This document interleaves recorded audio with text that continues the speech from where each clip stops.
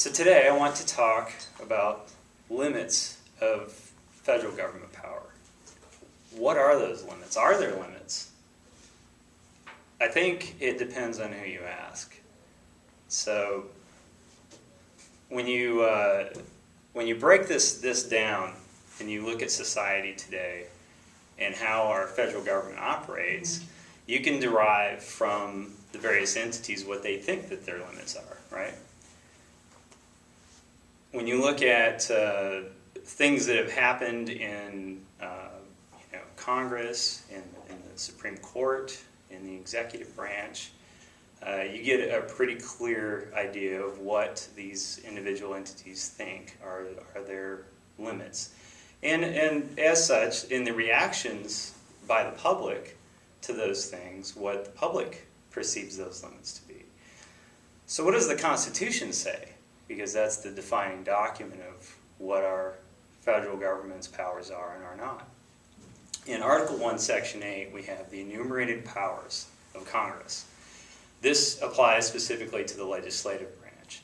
And in that, it talks about things like the ability to wage war, the ability to negotiate treaties with third parties, various things such as that.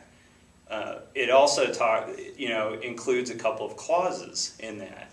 And those clauses include promoting general welfare, commerce, the ability to govern commerce between the states, and being able to apply things that are necessary and proper to those ends, to the enumerated powers. The problem is those few clauses right there are open doors. So even though they've listed out all these things, these are the things that are enumerated for Congress to do, there's these clauses that say that they have to promote the general welfare. Well, what does that really mean? That's a pretty nebulous thing to talk about. So a lot of what Congress does, they simply just point to the general welfare clause or point to commerce or point to the necessary and proper clause to justify their reasons for passing a certain law. And this has been borne out in the courts as standing up.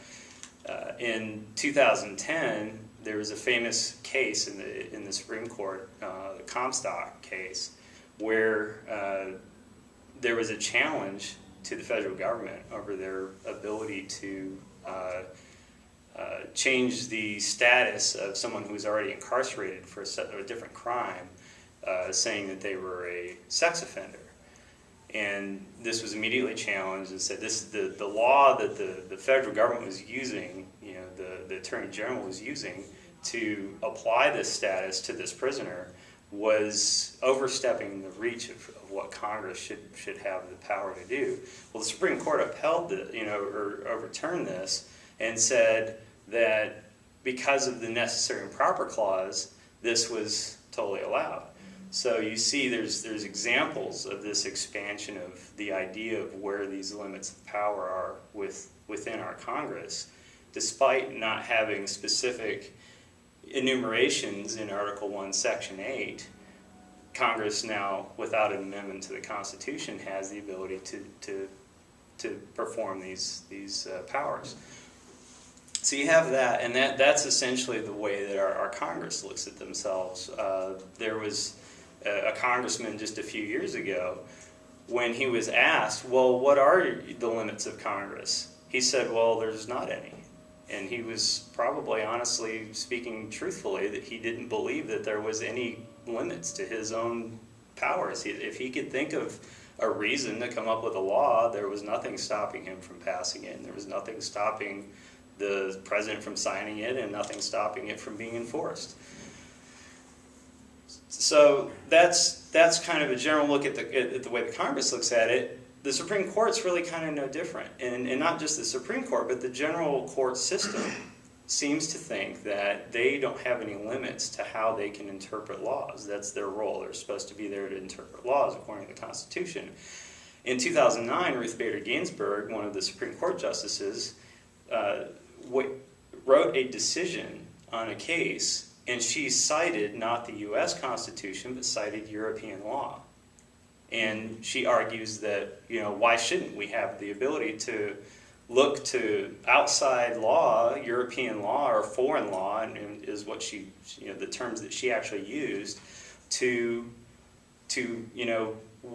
manage cases here and weigh against cases here in the United States, which is a clear, separation of what the intent of the Constitution is, but nobody questions it. And then you have the executive branch. In the executive branch, even today we have nearly 40 czars of various capacities that all have various amounts of power. And there's nothing checking these czars from being able to do their duties or, perform their tasks and duties and have the responsibilities that they have. So every single branch of the government has seen some sort of expansion of its powers over the years. And the result is that we've got a much broader interpretation of where the powers of government lie, but you don't have any pushback from the people. So the final point in all of this is, if all these entities are able to do this and the people don't question it, then does it really matter what the Constitution says? And that's it.